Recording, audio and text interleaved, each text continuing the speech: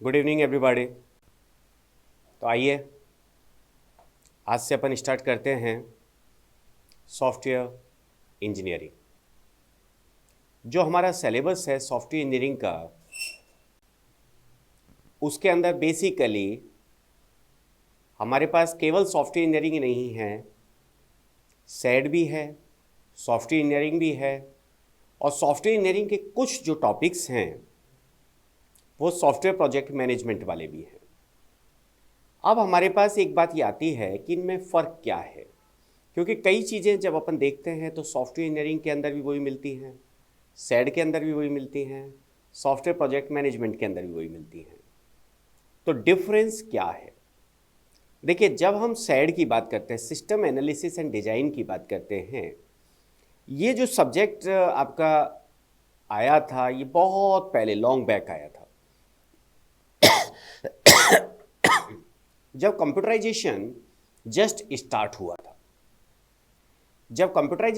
Start हुआ था, उसके पहले सभी काम मैनुअल होता था। अकाउंटिंग की बात करें, चाहे इन्वेंट्री मैनेजमेंट की बात करें, चाहे सैलरीज की बात करें, पेरोल की बात करें, इतनी छोटी छोटी सी चीज़ भी मैनुअल हुआ करती थी। तो अब उनको कंप्यूटराइज करने के लिए हमें बहुत सारी चीज़ों की आवश्यकता पड़ने लगी। भाई, हमें कंप्यूटर खरीदने हैं, हमें मैन पावर को ट्रेनिंग देनी है, क्योंकि उस वक्त कंप्यूटर इतने लोग यूज टू नहीं थे। उन सबके लिए सिस्टम को चेंज करना था।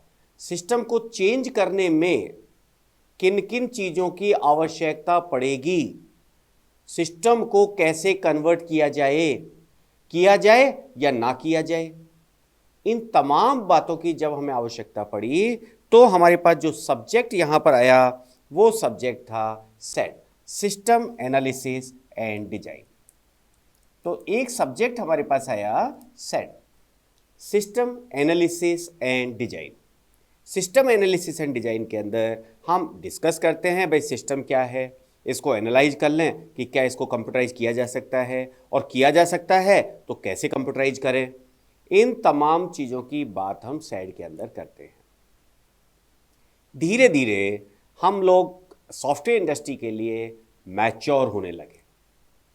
जैसे जैसे हम मैच्योर होने लगे, हमने देखा कि भाई ठीक है, अब हमारे पास बहुत बड़े बड़े सॉफ्टवेयर्स हैं, लेकिन अब हमें सॉफ्टवेयर के साथ में प्रॉब्लम्स आने लगी। एक बार सॉफ्टवेयर बन गया, उसमें कुछ चेंज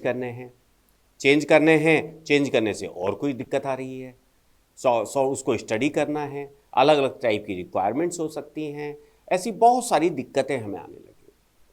तो हमें सेट ऑफ प्रोसीजर्स की आवश्यकता पड़ी कि भाई आप डिफाइन करके और सिस्टमेटिक काम कीजिए। जैसे ही हमने यहां पर सोचने चालू किया कि सिस्टमेटिक काम अपने को करना है, तो सिस्टमेटिक प्लानिंग के साथ जब हम कोई काम करते हैं तो उसे हम क्या कहते हैं? इंजीनियरिंग कहते हैं। आप में से काफ़ी लोग बीटेक होंगे, तो बीटेक या इंजीनियरिंग से हमारा मतलब क्या है? Systematic approach of work. Systematic approach of work यही तो होता है। तो सॉफ्टवेयर इंजीनियरिंग बेसिकली इसी सॉफ्टवेयर डेवलपमेंट का सिस्टमेटिक अप्रोच ऑफ वर्क है। टेक्निकली क्या डेफिनेशन है अपन धीरे धीरे बात करेंगे, अभी हम केवल सब्जेक्ट का इंट्रोडक्शन ले रहे हैं। अब जब हमने सॉफ्टवेयर बनाना चालू कर दिया, हमारी जनरल रिक्वायरमेंट्स पूरी होने लगी, तो हम बहुत बड़े बड़े सॉफ्टवेयर की तरफ गए। अगर आप सोचें कि गूगल, अगर आप सोचें अमेजन, शायद बहुत बड़े सॉफ्टवेयर हैं, काफ़ी सारे लोग इस पर लगातार काम कर रहे हैं, आए दिन अपडेशंस होते हैं, बहुत बड़ी टीम है जो कि इसको मेंटेन करने के लिए चाहिए। हो सकता है सैकड़ों हजारों लोगों की टीम हो, ऐसे भी सॉफ्टवेयर हो सकते हैं। अब जब इतने बड़े बड़े सॉफ्टवेयर हो गए तो उनको मैनेज करना पड़ गया, उन लोगों को मैनेज करना पड़ गया, प्रोसेस को मैनेज करना पड़ गया। उस केस में हमें जो चीज़ आवश्यकता पड़ी वो था SPM, सॉफ्टवेयर प्रोजेक्ट मैनेजमेंट। इन तीन चीज़ों की हमें आवश्यकता पड़ती है। तो ऑलमोस्ट जब अपन बात करते हैं तो तीनों के अंदर कई चीज़ें हमें रिपीटेटिवली मिलती हैं, कई चीज़ें हमें यहाँ पर रिपीटेटिवली मिलती हैं। ठीक बात है? राइट, आगे चलें।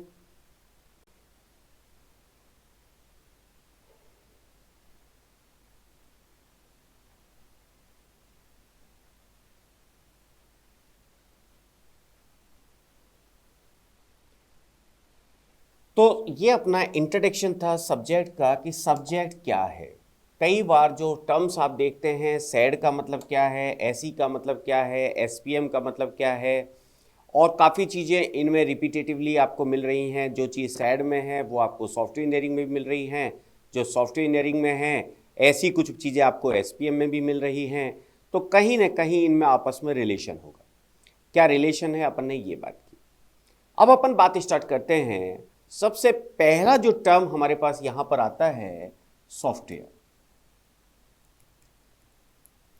सॉफ्टवेयर सॉफ्टवेयर क्या है? अगर हम जनरल बात सॉफ्टवेयर की करें तो हमारे दिमाग में सीधा सा आता है कि भाई कोई भी सेट ऑफ प्रोग्राम जो कि कोई डिजायर्ड आउटपुट हमें दे रहा है, जो आउटपुट हम चाहते हैं ऐसा कोई आउटपुट अगर दे रहा है तो उसको हम क्या कह रहे हैं? सॉफ्टवेयर कह रहे हैं। यही तो अपने दिमाग में आता है। What the software is, generally जब अपन बात करते हैं हम कहते हैं भाई set of programmes which provides us desired output, उसे हमने सॉफ्टवेयर जनरल टर्म में कहा है। लेकिन अगर अपन टेक्निकल डेफिनेशन देखते हैं तो टेक्निकल डेफिनेशन के अंदर हमारे पास तीन चीजें हैं जो मिलकर सॉफ्टवेयर बनता है। टेक्निकल डेफिनेशन की जब अपन बात करते हैं तो तीन पार्ट्स हैं जो मिलकर यहां पर सॉफ्टवेयर बनता है। सबसे पहला part set of programs. Set of programs या मैं कहूं set of instructions. Set of instructions जो कि मुझे डिजायर्ड आउटपुट दे। सेट ऑफ इंस्ट्रक्शंस जो कि मुझे डिजायर्ड आउटपुट दे, डिजायर्ड फंक्शंस और परफॉर्मेंस प्रोवाइड करवाए। पहला पार्ट। दूसरा पार्ट जो मेरे पास आता है वो आता है डेटा स्ट्रक्चर। डेटा स्ट्रक्चर जो कि डेटा स्ट्रक्चर से हमारा मतलब है इंफॉर्मेशन को एडिक्वेटली मैनिपुलेट जैसे किया जा सके। डेटा स्ट्रक्चर सब्जेक्ट हम लोग पढ़ते हैं अपने बीटेक एमसीए के अंदर, वहां पर अपन डेटा के स्ट्रक्चर की बात करते हैं कि डेटा को कैसे कैसे स्टोर किया जा सकता है। हम बात करते हैं कि भाई डेटा को हम उस प्रकार से स्टोर करें कि हमें प्रॉपर तरीके से हम इंफॉर्मेशन को, डेटा को मैनिपुलेट कर सकें विद ऑप्टिमाइजेशन। ठीक है साहब। और तीसरी चीज जो हमारे पास आती है वो हमारे पास आती है डॉक्यूमेंटेशन। डॉक्यूमेंटेशन डॉक्यूमेंटेशन हमारे सॉफ्टवेयर का एक इंटीग्रेटेड पार्ट होता है जिसे अक्सर हम भूल जाते हैं। हम ये नहीं कह सकते कि सॉफ्टवेयर का मतलब केवल सेट ऑफ प्रोग्राम्स ही है। सॉफ्टवेयर का मतलब केवल सेट ऑफ प्रोग्राम्स है। सॉफ्टवेयर के अंदर जब हम सॉफ्टवेयर की बात करते हैं तो तीन कंपोनेंट्स की बात की जाती है। कौन कौन से तीन कंपोनेंट्स हैं? Set of programs. सबसे पहली बात है कि सेट ऑफ प्रोग्राम होते हैं। दूसरी बात है इसके अंदर दूसरा जो कंपोनेंट है वो है आपका डेटा स्ट्रक्चर। और तीसरी बात जो हमारे पास है वो क्या है? डॉक्यूमेंटेशन। इन तीनों का जो कॉम्बिनेशन है उससे हमारा सॉफ्टवेयर बनता है। ओके, डॉक्यूमेंटेशन जिससे कि हम सॉफ्टवेयर की डिटेल की बात कर सकें, डॉक्यूमेंटेशन जिससे कि हम उसकी वर्किंग को समझ सकें, यूज को समझ सकें कि इस सॉफ्टवेयर के अंदर क्या क्या काम हो सकता है, कैसे हो सकता है। ये अपना होता है सॉफ्टवेयर। सॉफ्टवेयर एक लॉजिकल यूनिट होती है, फिजिकल यूनिट नहीं होती। लॉजिकल यूनिट से हमारा मतलब है कि भाई आप इसको टच करके नहीं देख सकते। आप टच करके नहीं देख सकते क्योंकि टच करके देखने के लिए आपको क्या चाहिए? फिजिकल यूनिट चाहिए होती है। ठीक बात साहब? राइट। अब सॉफ्टवेयर क्या है? सॉफ्टवेयर को अगर हम उसके फीचर से समझें, सॉफ्टवेयर को अगर हम उनके फीचर से समझें तो सॉफ्टवेयर और हमारी जो सिंपल दूसरी चीज़ें हैं उनके अंदर क्या फ़र्क है? आप सॉफ्टवेयर बना रहे हैं या कोई फिजिकल आइटम मैन्युफैक्चर कर रहे हैं, इनके बीच में क्या फ़र्क होता है? ये हमारी जो सॉफ्टवेयर की डेफिनेशन है उसको और मैच्योर करता है। What is software? ये हमारी जो फिजिकल जो सॉफ्टवेयर की डेफिनेशन है उसे और मैच्योर करके हमें देता है। सॉफ्टवेयर शब्द को समझने के लिए हमें और अंडरस्टैंडिंग देता है। सबसे पहली बात है, software is engineered not manufactured. Software is engineered. सबसे पहली बात है, software is engineered not manufactured. Software is engineered not manufactured. Software को इंजीनियर किया जाता है, सॉफ्टवेयर को इंजीनियरिंग के थ्रू बनाया जाता है, ना कि मैन्युफैक्चरिंग होती है। देखिए साहब, कुछ मैन्युफैक्चरिंग यूनिट्स की बात करें, कोई भी मैन्युफैक्चरिंग, सपोज नट बोल्ट बनने हैं आपके, क्या होगा साहब नट बोल्ट बनने में? बिल्कुल फिक्स प्रोसेस है, इसके बाद ये काम करना है, ये काम करना है, ये काम करना है। मैन्युफैक्चरिंग हमेशा एक मैनुअल प्रोसेस के थ्रू निकलती है। मैनुअल प्रोसेस से मतलब हो गया उसमें स्टेप ऑफ वर्क्स आइडेंटिकल होते हैं, सेम जैसे होते हैं, समान जैसे होते हैं। लेकिन सॉफ्टवेयर इंजीनियर होता है, मतलब क्या हो गया? सॉफ्टवेयर को इंजीनियर किया जाता है, अर्थात हर सॉफ्टवेयर के बनाने का तरीका डिफरेंट हो सकता है।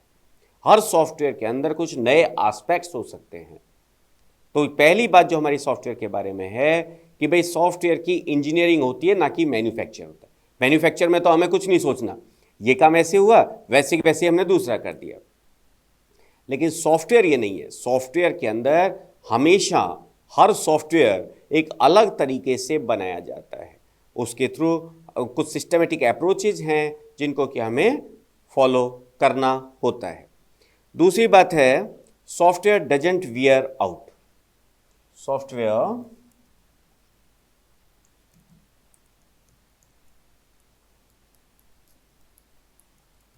Wear out. अभी अपन थोड़ी देर में बात करेंगे। सॉफ्टवेयर डजंट वियर आउट मतलब क्या हो गया? सॉफ्टवेयर घिसता नहीं है, खराब नहीं होता है। एक बार बन गया, प्रॉपर तरीके से बन गया तो खराब नहीं होगा, खराब नहीं होता है। सॉफ्टवेयर का ये कंसेप्ट है। Software doesn't wear out, software खराब नहीं होता। Software is custom built. Software is custom built. Software is custom built. Software is custom built मतलब क्या हो गया कि सॉफ्टवेयर जो आपका होता है, सॉफ्टवेयर हर सॉफ्टवेयर अलग तरीके से रिक्वायरमेंट के आधार पर बनता है, कस्टम बिल्ट होता है। कस्टम बिल्ट से हमारा मतलब है कि हर सॉफ्टवेयर को उसकी रिक्वायरमेंट के हिसाब से, कस्टमर की रिक्वायरमेंट के हिसाब से बनाया जाता है। कस्टमर की रिक्वायरमेंट के हिसाब से बनाया जाता है। ठीक बात है साहब? तो software is engineered not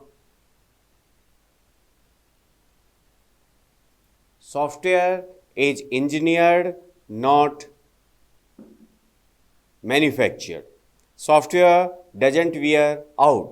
Software is custom built. Software is complex.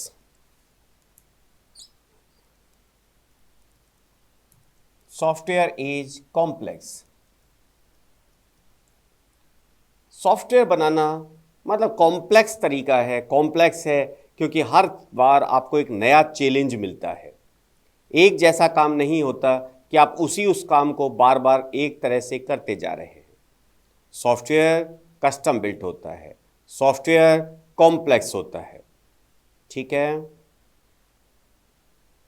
इसके बाद किसी भी सॉफ्टवेयर को बनाने से पहले जो रिक्वायरमेंट्स हैं, उन रिक्वायरमेंट्स को अच्छी तरह से समझना होगा, प्रॉब्लम को अच्छी तरह से समझना होगा।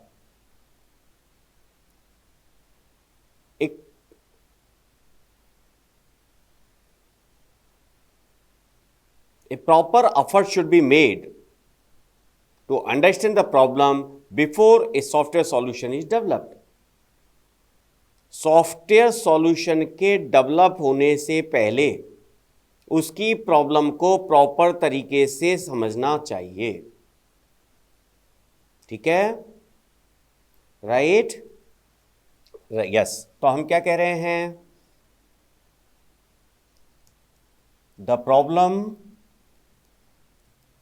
should be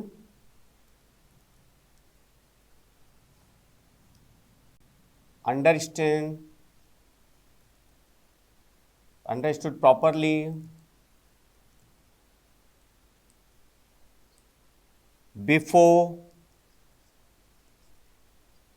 a software is developed। किसी भी सॉफ्टवेयर को बनाने से पहले उसकी प्रॉब्लम को अच्छी तरह से समझना चाहिए।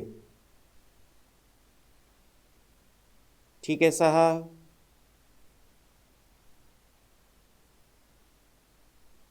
Software must be maintainable. Software must be maintainable.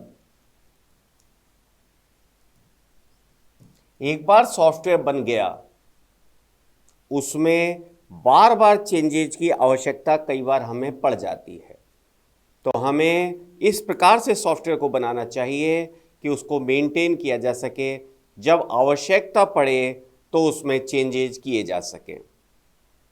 Software हमने कहा इंजीनियर्ड होते हैं, मैन्युफैक्चर्ड नहीं होते। मतलब हर सॉफ्टवेयर को बनाने का तरीका डिफरेंट हो सकता है। हमने कहा जो आपका सॉफ्टवेयर होता है वो कभी वियर आउट नहीं होता, घिसता नहीं है, खराब नहीं होता है। सॉफ्टवेयर कस्टम बिल्ट होता है, सॉफ्टवेयर कॉम्प्लेक्स होता है।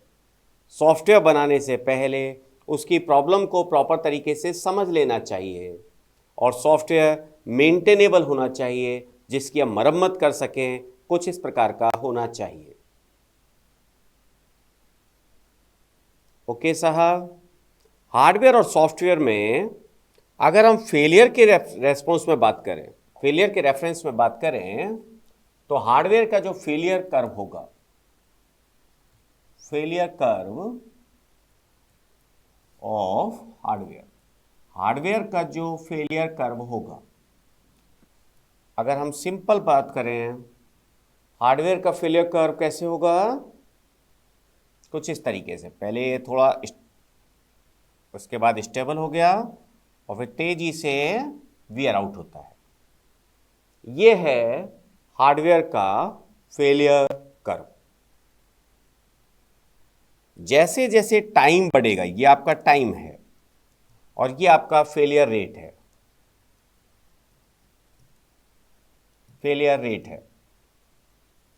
जरा देखिए, जब हम कोई हार्डवेयर खरीदते हैं, आपने कोई कार परचेज की, कभी कभी ऐसा होता है कार के लेते ही दिक्कत आ जाती है, क्योंकि वो शुरू में जैसे ही आपने कार को स्टार्ट किया, अगर उसकी प्रॉपर टेस्टिंग नहीं हुई है तो हमें दिक्कत आती है।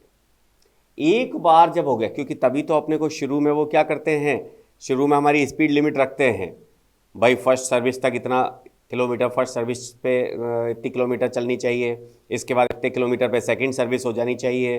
ये जो तमाम चीज़ें आती हैं, ये क्यों आती हैं, ताकि वो एक बार स्टेबल हो जाए। तो एक पर्टिकुलर टाइम के बाद में ये स्टेबल हो जाता है, लेकिन फिर जब स्टेबिलिटी का टाइम खत्म हो जाता है तो ये एकदम तेजी से खराब होने लगता है। एकदम तेजी से खराब होने लगता है। इस तरह से हार्डवेयर का फेलियर कर्व चलता है, हार्डवेयर का फेलियर कर्व चलता है। अगर हम सॉफ्टवेयर की बात करें, चले सर, अगर हम सॉफ्टवेयर की बात करें, failure curve of software, failure curve of software. देखिए सर, ये तो आपका टाइम हो गया, जैसे जैसे टाइम निकल रहा है, ये आपका फेलियर रेट हो गया भैया, फेलियर रेट हो गया, ठीक है। इस तरह से होना चाहिए, इस तरह से होना चाहिए। ये आइडियल सिचुएशन है, ये आइडियल कर्व है।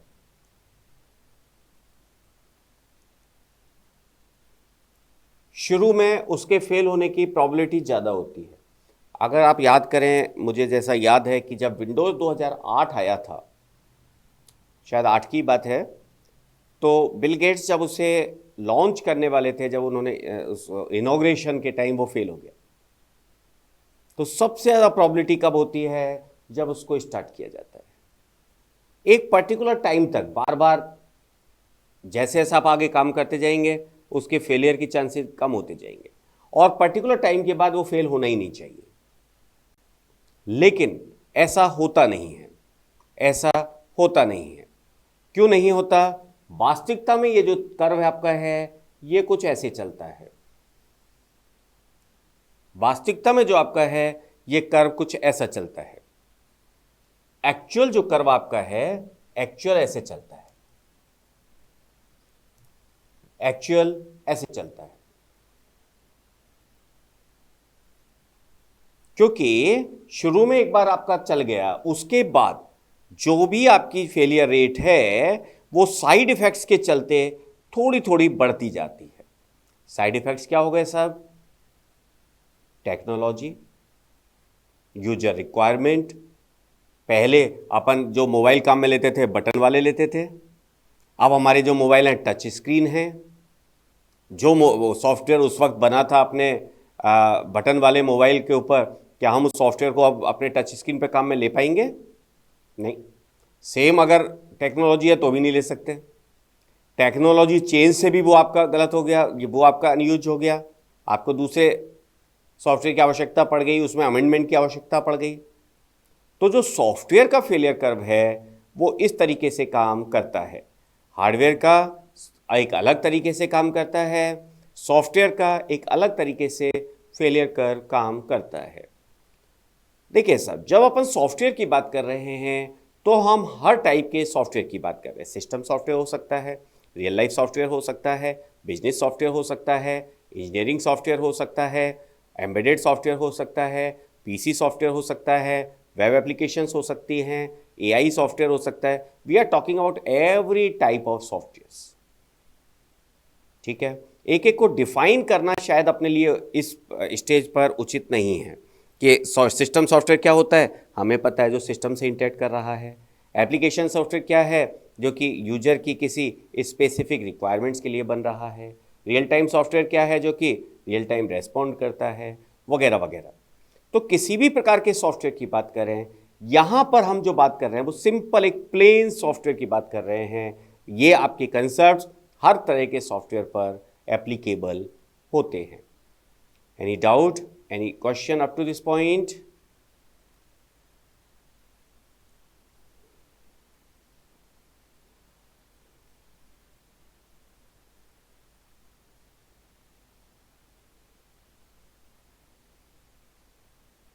चलिए आगे चलते हैं। इसके बाद जब अपन सॉफ्टवेयर बनाते हैं, तो यहां पर अपने बहुत सारे मिथ्स आते हैं। मिथ्स से मतलब है गलतफहमी। सॉफ्टवेयर मिथ्स, सॉफ्टवेयर मिथ्स, गलतफहमी। इन गलतफहमियों को अपन 3 तरीके से डिवाइड करते हैं, 3 कैटेगरीज में डिवाइड करते हैं। सबसे पहला हो गया मैनेजमेंट की गलतफहमियां क्या रहती है। मैनेजमेंट, आपका जो सॉफ्टवेयर डेवलपमेंट कंपनी है उसका मैनेजमेंट, तीन लोग हैं जिनकी अपनी अलग अलग गलतफहमियां हो सकती है। सबसे पहला किसकी? मैनेजमेंट की, कंपनी के मालिक की। फिर आपकी किसकी हो सकती है? सॉफ्टवेयर डेवलपर्स की, सॉफ्टवेयर इंजीनियर्स की। और तीसरी गलतफहमी किसकी हो सकती है? स्टूडेंट, उनके जो कस्टमर्स हैं उनकी गलतफहमियां हो सकती है। ठीक है साहब, तो हमारे पास सबसे पहली गलतफहमी हम बात करते हैं मैनेजमेंट की। सॉफ्टवेयर इंडस्ट्री के अंदर मैनेजमेंट की क्या क्या गलतफहमियां होती हैं? सबसे पहला गलतफहमी होती है we have standards. We have standards, हमारे पास स्टैंडर्ड्स हैं। We have new computers. We have new computers. भाई हमारे पास स्टैंडर्ड्स हैं जो कि हमने खरीद लिए हैं, तो हमें कोई टेंशन नहीं है, स्टैंडर्ड काम कर देंगे। कभी ऐसा होता नहीं है, स्टैंडर्ड कभी कोई काम नहीं करता। आपको उन स्टैंडर्ड्स को समझने के लिए, उसको अंडरस्टैंड करने के लिए आपके पास उस लेवल के डेवलपर्स होने चाहिए, उस लेवल की टीम होनी चाहिए, तभी वो स्टैंडर्ड्स को आप काम में ले पाएंगे। केवल आपके पास स्टैंडर्ड्स आपने परचेज कर लिए उससे काम नहीं चलता। और फिर हर प्रकार के सॉफ्टवेयर के लिए उन स्टैंडर्ड्स को आपको फ्लेक्सिबल रखना होता है। जो टेक्नोलॉजी, जो स्टैंडर्ड्स आपके आज हैं, हो सकता है वो स्टैंडर्ड आप आज किसी सॉफ्टवेयर को डेवलप कर रहे हैं उस पर एप्लीकेबल नहीं है। हम केवल टेक्नोलॉजी के पीछे नहीं जा सकते कि भाई टेक्नोलॉजी हमारे पास है तो हम तो इस टेक्नोलॉजी को लगाएंगे ही।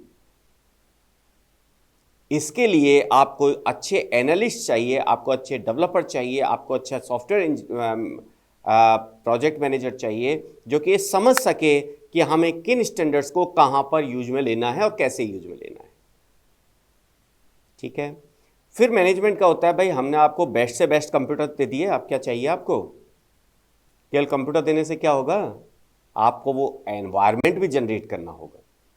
आपने कंप्यूटर दे दिए, आप सर पे बैठ के उनको दिन भर चिल्लाते रहेंगे, how your people will work? Software professional कैसे काम करेंगे? तो टोटल उनका दिमाग काम में लेना है आपको। तो you have to provide the environment. जब तक प्रॉपर एनवायरनमेंट नहीं होगा वो लोग काम नहीं कर पाएंगे। एक और मिथ उनके पास रहता है, we will add more people if needed. देखिए, एक चीज हमारे पास आती है कि सपोज 10 आदमी मिलकर किसी प्रोजेक्ट को 1 साल में कंप्लीट कर रहे हैं। सेठ जी ने प्लानिंग की कि भाई 10 आदमी 1 साल मतलब 12 महीने, मतलब 120 मैन मंथ चाहिए। तो ऐसा करते हैं, पहले 9 महीने तो अपन 4 आदमी रख लेते हैं, 9 चौको 36 हो गए, और बचे हुए अगले 3 महीने में इतने सारे ले लें कि वो बराबर हो जाए। No, that will not work. एक सही प्रोजेक्ट मैनेजर ही ये डिसाइड कर सकता है कि हम कब किस आदमी को ऐड करें। लास्ट मोमेंट पर अगर आप सोचते हैं कि भाई अपन सबको एक साथ लगा दें तो वो काम नहीं करेगा, वो आपकी एप्लीकेशन को पूरी तरीके से बर्बाद कर देगा। नए आदमी जो आएंगे उनका अपना मैनेजमेंट होगा, उनको संभालना पड़ेगा, उनको समझाना पड़ेगा, प्रोजेक्ट को समझना पड़ेगा। That again takes time. People management is again one of the issues in IT industry. तो ये जो आपका है, ये जो हमारे ट्रेडिशनल मैनेजमेंट होते हैं, जो आईटी के मैनेजमेंट नहीं है, वो इस चीज़ को नहीं समझ पाते। उनकी ये गलत फहमी रहती है कि भाई कुछ लोगों की जरूरत पड़ेगी, ठीक है अभी तो कम से कम चलाओ, बाद में ज़्यादा ऐड कर लेंगे। नहीं, ऐसा नहीं होता। ये आपका जो सही प्रोजेक्ट मैनेजर है वही ये चीज़ डिसाइड कर पाएगा, वही आपको बता पाएगा कि भाई कब हमें कितने लोगों की आवश्यकता होगी। ना तो हमें शुरू में कुछ एक्स्ट्रा चाहिए और ना बाद में एक्स्ट्रा डाल दे तो उससे कुछ काम होगा।